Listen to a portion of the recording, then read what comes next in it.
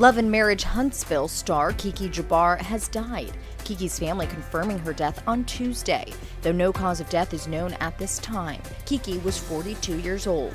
You know how when they say, when God bless you, he'll overflood your barns and he'll give you more than you can handle. We've got some shocking news about Keke Jabbar from Love and Marriage Huntsville. If you've been following the show, you know Keke was a big part of it. Now at just 42, she's gone, and everyone's wondering what happened. Her family just spilled the tea on how she died, and it's got everyone talking. Could it be true that she took her own life? Let's break it down. Before we dive into the heavy stuff, let's rewind and talk about how Keke became the star we all knew and loved. She didn't just pop out of nowhere. Keke had a whole journey before hitting our screens and becoming a reality TV queen. She was living her life in Huntsville, Alabama, and she had so many layers. She was a mom, a wife, and even a professor. Plus, she was busy being a writer and editor. Talk about a woman who can do it all. Then Oprah Winfrey's network came knocking, and Keke's life changed forever. They cast her in Love and Marriage Huntsville, and that's when the real show began. This wasn't just any old reality show. It was about couples trying to make it big in real estate. But let's be real, we weren't tuning in for the property talk, we were here for the drama. And Keke, she brought it in spades. From the moment she stepped on screen, Keke was a firecracker. She had this quirky personality you couldn't help but notice. Sometimes you loved her, sometimes you couldn't stand her, but you always wanted to know what she was going to do next. But Keke wasn't just about the drama, she had a story to tell and wasn't afraid to share it. Remember when she opened up about her struggles with addiction? That's the thing about Keke, she wasn't just a one-dimensional character on our screens. She was the real deal, a mom juggling kids and a career, a wife trying to keep her marriage strong, a friend, a cousin, a teacher. For 8 whole seasons, Keke was right there in our living rooms, making us laugh, making us mad, making us feel all sorts of ways. She was the show, and now she's gone. Love and Marriage Huntsville will never be the same. The reality TV world took a devastating blow when Keke passed away at 42. Comments online tell you just how loved Keke was, but also how sudden her death came as a huge surprise to most. Wow, 42, she was so young. She was the outcast. I felt that. We are all fighting a battle no one knows about. R.I.P. Keke, fly high. The heartbreaking news was shared by YouTube personality Marcella Speaks, who read a statement from Keke's family during a live stream.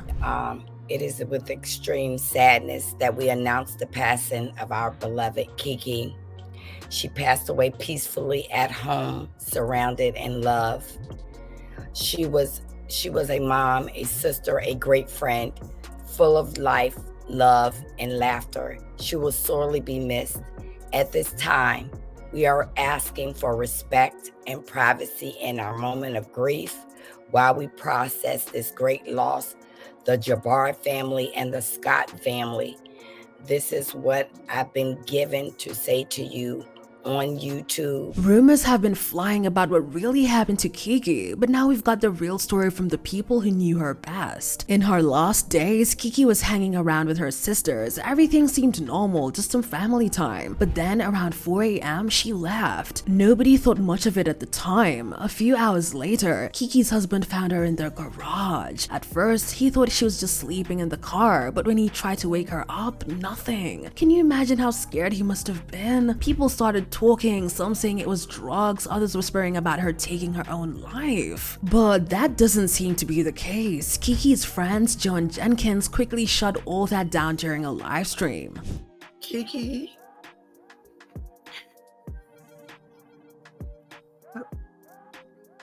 did not overdose. Keke did not take her own life. Keke loved life.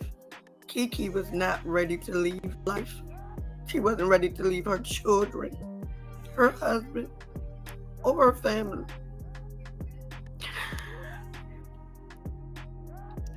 Keke did what Keke always do. If you know Keke, if you ever been on her lives, you know if she in her car and she's sleepy, Keke going to sleep. Keke gonna go to sleep wherever.